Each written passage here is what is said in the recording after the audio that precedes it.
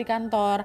Kalau ada waktu lowong atau waktu luang, tolong sempetin pulang ya. Ini bapak kamu sakit, pengen ketemu sama kamu. Tapi ingat ya nak, jangan hari Rabu ya, kata ibunya kayak gitu. Nah sebenarnya di sini Riko udah tahu soal pantangan itu. Pantangan nggak boleh balik hari Rabu karena sejak kecil dia tinggal kan di lingkungan masyarakat yang memang masih kental kali sama ritual adat di sana kan, apalagi di desa A ini. Tapi Riko sendiri orangnya itu agak skeptis, Wak. Jadi dia nggak begitu percaya tuh sama tahayul-tahayul kayak gitu.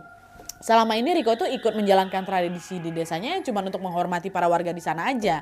Akhirnya setelah omongin kayak gitu sama mamanya, Riko bilang, oh iya bu, baiklah Riko usahakan pulang secepatnya ya. Nanti Riko coba cari jadwal yang aman biar bisa sampai di desa sebelum hari Rabu malam, kata si Riko kayak gitu.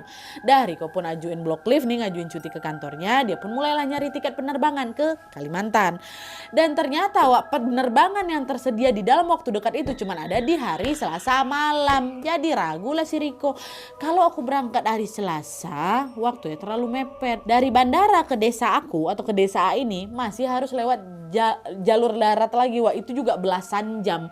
Total perjalanan bisa sehari semalam. Kalau dihitung-hitung, aku baru akan sampai di desaku Rabu sore. Aman nggak ya, kata si Riko kayak gitu. Nah di tengah keraguan itu Riko mikir lagi.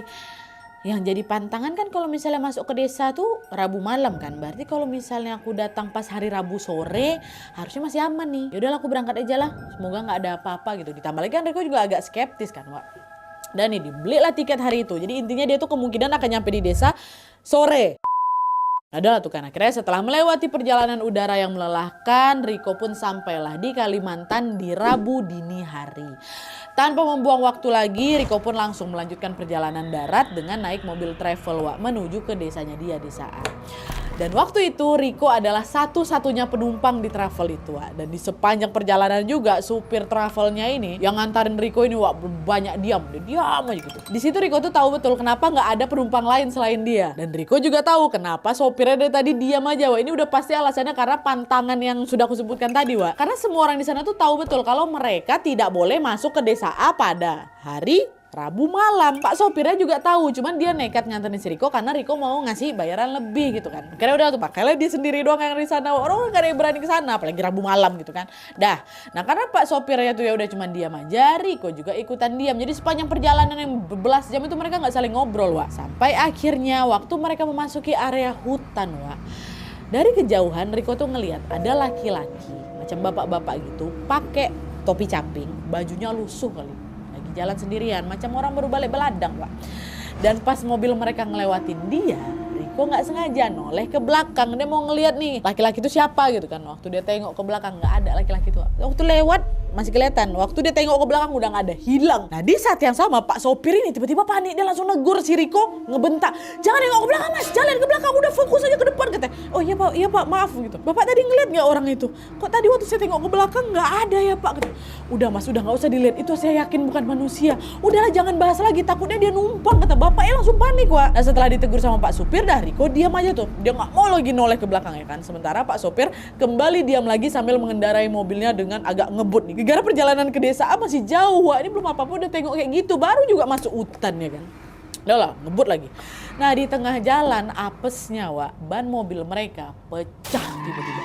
Pak sopir panik, langsung lah itu kan keluar mobil buru-buru lah ganti bannya pakai ban cadangan. Memang kan dibawa sama si bapak. Nah di situ Pak sopirnya bilang, duh mas ini bannya malah pecah. Kayak kita bakal telat ini sampai ke desa A.